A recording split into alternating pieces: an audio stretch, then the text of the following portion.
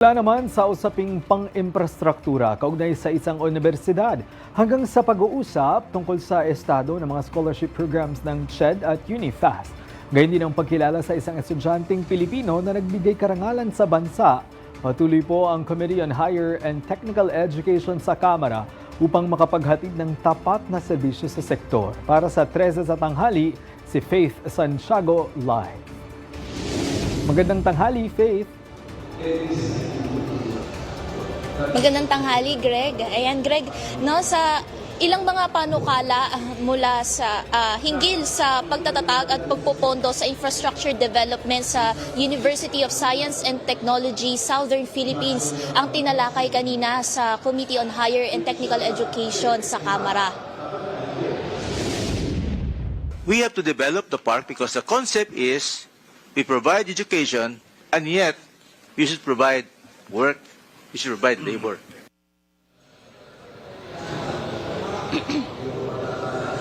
Yan ang sinabi ni Abamin Party List Representative Maximo Rodriguez Jr.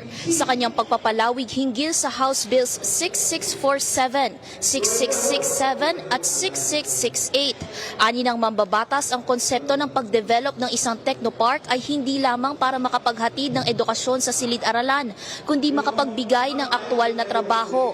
Sa pamamagitan aniya nito ay maaaring makatanggap ang universidad ng business locators na magbubukas ng pinto sa employment para sa lahat ng graduates.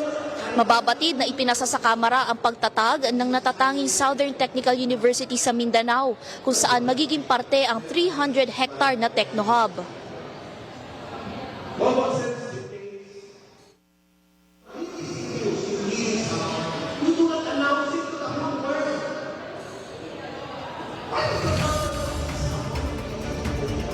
Ngayon, isinusulong ang inisyal na pondo na 1 billion pesos para sa infrastructure costs sa University of Science and Technology of Southern Philippines, Science and Technology Parks, na malapit umano sa bagong highway ng Misamis Oriental para sa mas madaling access sa business locators. Ang development fund naman para dito ay may panukala na 4 billion pesos na kukunin mula sa 1% ng PAGCOR, travel tax collection at VAT mula sa petrolyo at iba pang petroleum-based products. Nilalayon din sa House Bill 6668 na magkakaroon ng independent entity at grupo na mangangasiwa ng pondo para sa 300-hectare technopark. Samantala, humingi naman ng pagkaklaro si Committee Chairperson Jude Asidre hinggil sa mga panukala at pagpopondo.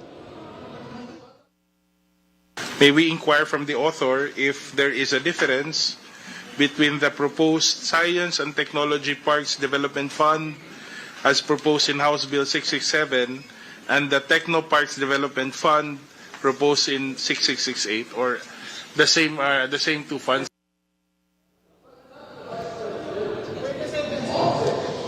Lumalabas sa tugon ng mga manunulat ng panukala na parehas lamang ito at bilang pagkumpirma sa paglikha ng Science and Technology Park, may hinatid si Representative Asidre.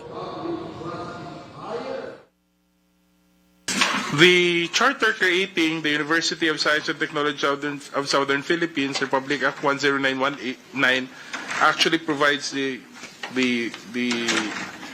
legal basis for the science and technology parks.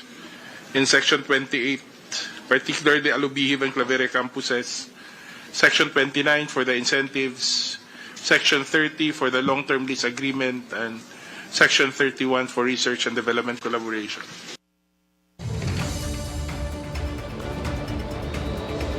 Greg, iginiit naman ng CHED na ang pag-release ng 1 billion pesos ay kinakailangang contingent sa pagkakaroon ng UST-SP Alubihid campus ng CHED validated at board-approved na Land Use Development and Infrastructure Plan. At sa katapusan naman ng nangyaring pagpupulong ay iko-consolidata at ia-approve ang mga naturang panukala, Greg.